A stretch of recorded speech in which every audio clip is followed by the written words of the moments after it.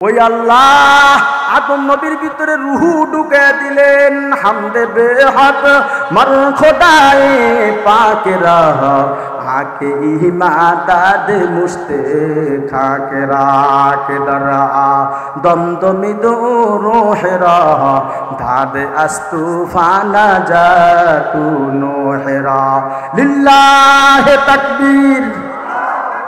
মাঝে মধ্যে একটা স্লোগান দিবেন, মনটা ভালো লাগবে। নারায়ে তাকবীর। মুখ বন্ধ করিয়েন না, আল্লাহু আকবার নাম বেশি বেশি বলবেন। নারায়ে তাকবীর। আল্লাহর বান্দীকে বললেন, আল্লাহ বাবা সারা সন্তান দিতে পারে। যেমন আদম আলাইহিস সালামের আব্বাও ছিল না, মাও ছিল না।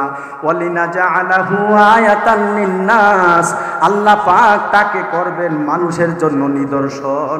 ও রহমাতাম মিন্না, আল্লাহ বললেন আমার পক্ষ থেকে এই যে রুহুটা ফুঁকে দিলেন, এই কথার ভিতরে ওই যুবক, ওই যুবতী মেয়ের বুকের ভিতরে একটা ফু দিয়া দিল। জোরে কোন আলহামদুলিল্লাহ। রুহুর বুকের ভিতরে ফু দিয়া দিল। ওই ফু দেওয়ার সঙ্গে সঙ্গে ফাহামালাতু, সে গর্ব হয়ে গেল। ফান্তাবাজাত বিহি মাকানান কসিয়া, ওই মেয়েটার গর্বের ভিতরে আল্লাহর কুদরতি বাচ্চা আসিয়া গেল। ওই বাচ্চাকে নিয়ে বহু দূর চলিয়া গেল পূর্ববর্তী একটা স্থানে।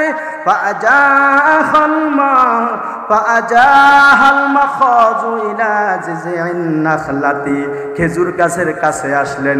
ওই খেজুর গাছের কাছে আসিয়া নিজে এখন তো অসুস্থ বসিয়া পড়লেন। আল্লাহ পাক ডাক দিয়া বললেন, আল্লাহ পাকের কাছে মেয়ে ডাক দিয়া বললেন, কলাত ইয়া লাইতানি মিতু ক্বাবলা হাযা, আল্লাহ মেয়ের আগে মারা যাইতাম। ওয়া কুনতু নাসিয়াম মানসিয়া, মানুষ আমাকে ভুলিয়া যাইতো।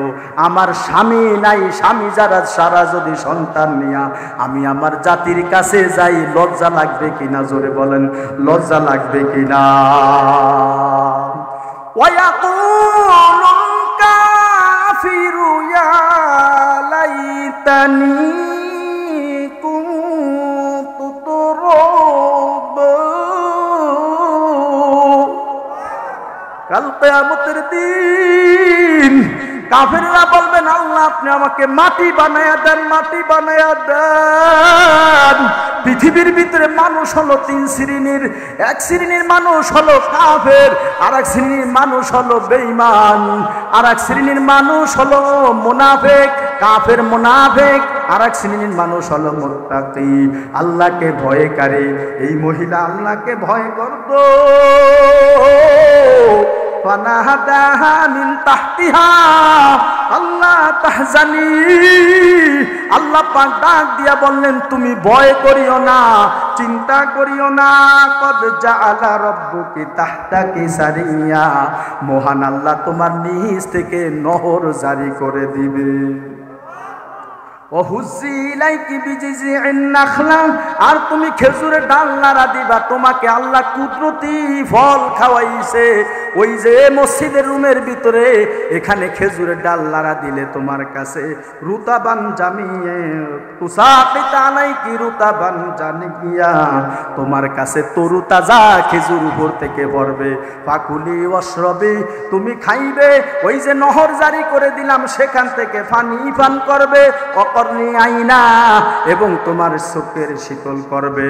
ফাইম্মা তারাইন্না মিনাল বাশারি আহাদান, সুতরাং মানুষের মধ্য থেকে তুমি যদি কাউকে দেখো, ফাকুলি, সুতরাং তুমি বলবে ইন্নী নাযারতু লির রহমান সাওমা, নিশ্চয়ই আমি আমার রবের জন্য রোজার মান্নত করলাম।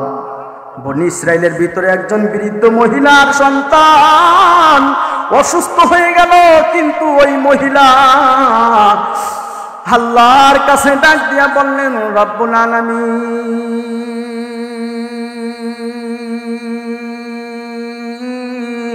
যদি আমার ছেলে সুস্থ হয়ে যায় তাহলে আমি 7 দিনের জন্য দুনিয়া ছাড়িয়া চলে যাব।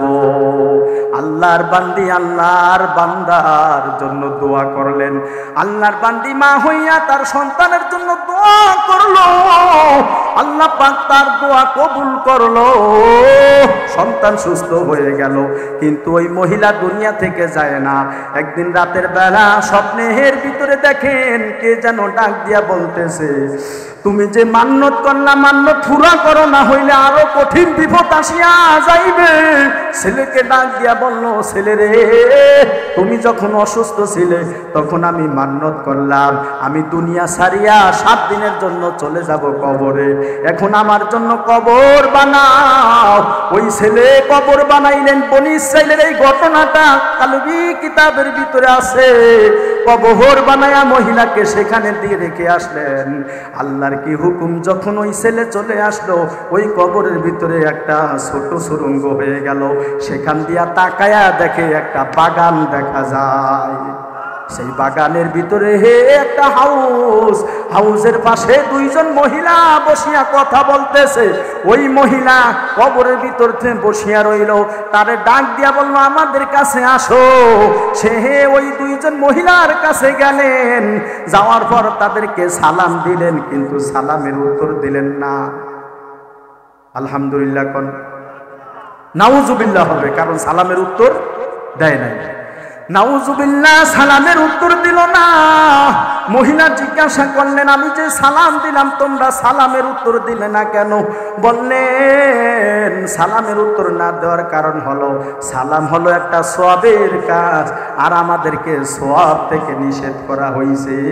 আমরা সওয়াবের কাজ করতে পারবো না।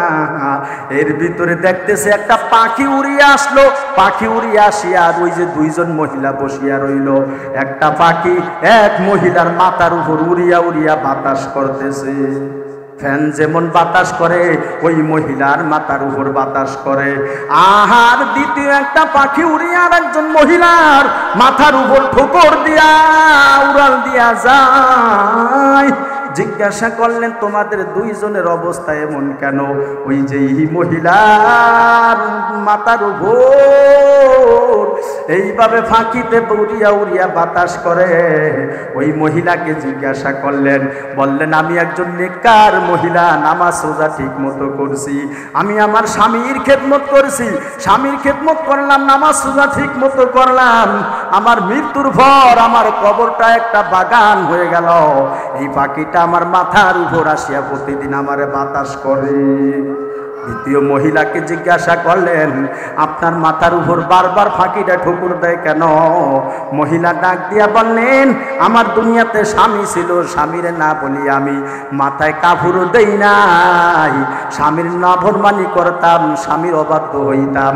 আমি নামাজি হওয়ার কারণে আমার কবরটা জান্নাতের বাগান হইছে, কিন্তু আমি মাথায় কাপড় ঠিক মতো দিতাম না, স্বামীর কথাও ঠিক মতো মানতাম না। এই কারণে ফাঁকিটায় বারবার আসি আমাকে ঠোকর দেয়। তুমি তো 7 দিন পর দুনিয়াতে যাইবা, আমার স্বামীর কাছে তুমি একটু আবেদন করবা, আমার স্বামী যেন আমারে মাফ করিয়া দেয়, আমার নামে দান সদকা করে। আমি তার স্ত্রী ঠিক মতো স্বামীর খেদমত করতে পারলাম না, স্বামীর নাফরমানি করলাম।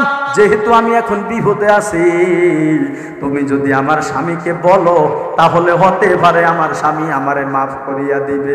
এর ভিতরে কথা চলতেছে, বলতেছেন, যাও তোমার কবরে যাও। মহিলা তার কবরে আসলো, এদিক দিয়া কবর খুদিয়া তারে বাহির করে নিল। মানুষ এলাকার আসিয়া গোলায় গেল, কিরে বৃদ্ধ মহিলা তার কবরে 7 দিন ধরে ছিল, এখন আবার কবর থেকে বাহির করলো। একটা আশ্চর্য বিষয় কিনা? ওই মহিলা যার মাথার উপর ঠোকর দিতেছে বাকি, ওই মহিলার স্বামী আসলো, ডাক দিয়া বলল, হো আল্লাহর বান্দা, তোমার স্ত্রীর মাথার উপর বাকিতে ঠোকর দিয়া কষ্ট দিতেছে, তুমি তোমার স্ত্রীকে মাফ করিয়া দাও। সে বললেন আমার স্ত্রী যদিও অন্যায় করছে কিন্তু সে তো মারা গেছে, আমি স্বামী হইয়া আমার বিবিরে আমি মাফ করিয়া দিলাম, দোয়া করি যেন আল্লাহ তার কবরে শান্তির ফয়সালা করে।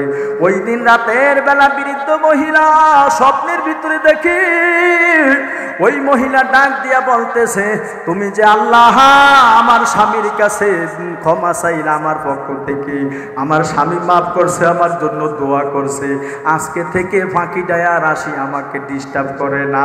জোরে কোন মারহাবা। পর্দার অন্তরালের মাহা করে থাকেন পর্দা করে, আকুলে আবেদন রেখে দিলাম রে মা, আপনারা সপরিবারে জান্নাতে যাওয়ার জন্য 1 নম্বর কাজ হইল সালাম, 2 নম্বর কাজ হইল আপনারা ঘরে কোনো ছবি রাখবেন না। কেন ছবি রাখবেন না? রাসূল বলেন লা তাদখুলুল মালাইকাতু বাইতান ফিহি কালবুন আও তাসাউইর, ওই ঘরে রহমতের ফেরেশতা যাবে না যেই ঘরে কোনো প্রাণীর ছবি থাকবে, মূর্তির ছবি থাকবে, ওই ঘরে রহমতের ফেরেশতা ঢুকবে না।